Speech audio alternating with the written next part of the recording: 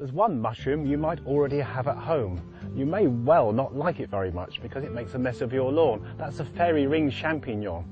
It's a fairy ring mushroom, of course. It actually forms a ring. Nothing to do with fairies, which I think is a bit of a shame. It's actually the spores land in one particular spot and the mycelium grows underground and spreads out and dies off in the middle. And then the mushrooms are produced on this little ring. It's a very common species.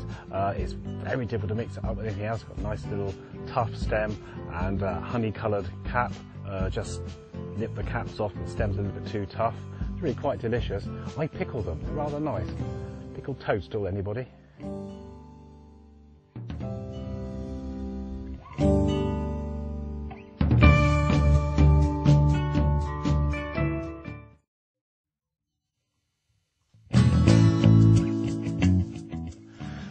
Now the sep, Boletus edulis, a lot of people consider that to be the king of the mushrooms, and you can understand why. It is a glorious thing.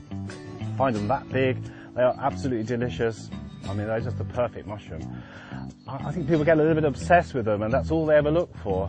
But you can't really consider yourself a proper mushroom hunter until you've found one.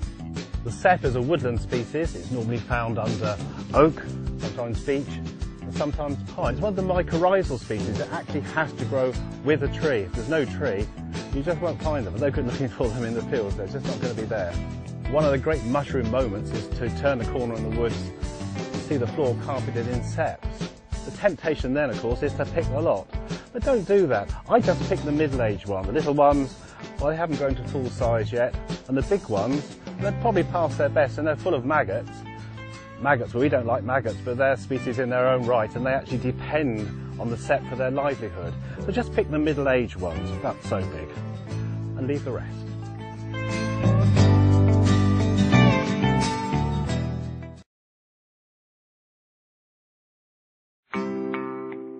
I'm a very cautious mushroom hunter. I've eaten 120 species and never come to harm. But there's one species I waited 20 years before I had the courage to try it. And that's the blusher, Amanita rubescens. The trouble with the blusher, it is an amanita and is related to the death cap, the destroying angel, and most tellingly the panther cap, which looks rather like it. But it is absolutely delicious, and if you can get it right, and it's not at all hard, then you've got a wonderful meal on your hands. It's a nice meaty mushroom, but it's also very common, so you can get quite a basketful. It grows in deciduous woodland, in coniferous woodland. It's a mycorrhizal fungi, so it goes with certain trees.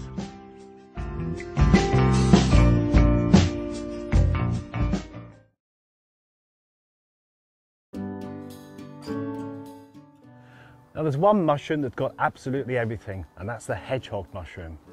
Number one, it's delicious. Up there with the seps and the chanterelles, a real top table mushroom. It's got a lovely texture, lovely nutty texture to it. It's common, you will always find it in the autumn, it's always there. It's got a long growing season. You can find some in end of August and they'll still be there in October, just getting bigger and bigger. If you do find some, you often find a lot of them. I was out a couple of years ago and we went to this very unprepossessing looking spruce woods, and there was about 15 rings and they had about 1 kilo or 2 kilos in each ring. So you get a lot of it. It never has maggots. 2 advantages there. You don't get maggots in your tea, and of course you're not compromising the livelihood of maggots because you're not eating them. Perhaps the most important thing, of course, is it's so easy to identify. It has a kid leather, creamy coloured cap, it's irregular, and the real clue is underneath, instead of having gills or tubes, it has little spines hanging down and they break off. You can't mix it up with anything else. So where do you find it? Well, it's a woodland species. It is, I think, largely a mycorrhizal species, so you find it under oak, under beech, and I found it under spruce as well. Hedgehog mushrooms, they're the best.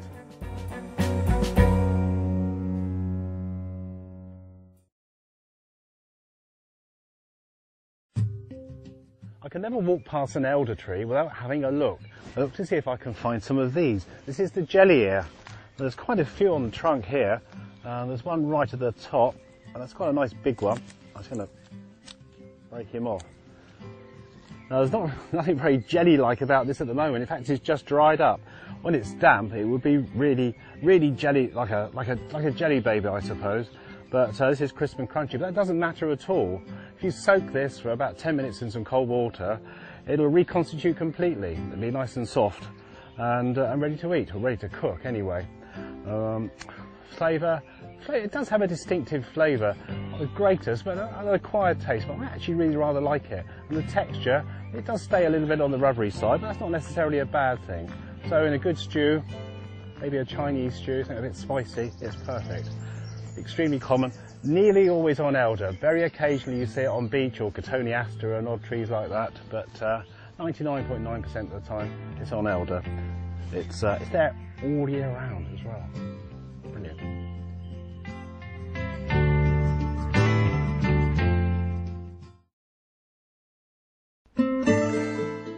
Now, most of the mushrooms in the Magic 7 are very easy to find, but there's one that isn't. It's the first one you're going to find every year, and that's the morel. This is actually quite a good habitat for it. This is forest bark, or actually in the wild almost, in the forestry, but forestry plantation.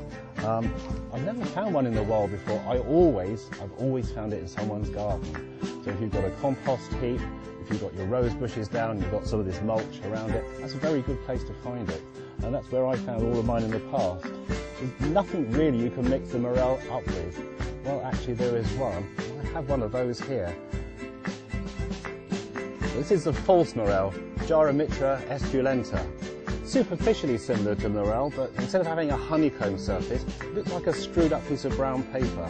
It's quite deadly poisonous, though really rather rare. Very seldom found, I've never found it. This is one that someone sent me from Scotland. If you're in Scotland, there's a good chance you're going to find it. Elsewhere, it is much less common. But just don't eat this one. It contains a chemical which turns into hydrazine, which is rocket fuel, and you really don't want to be drinking using rocket fuel. Definitely a no-no.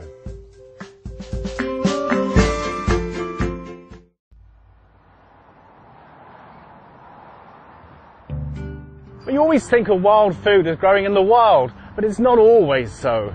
Some species really like human habitation, and one species particularly likes roadsides and roundabouts, and that's where I nearly always find it, the shaggy inkcap, of course. There's a perfectly safe mushroom, there's nothing you can mix it up with, tastes okay, not one of the greatest. If there's any danger involved, it's getting run over.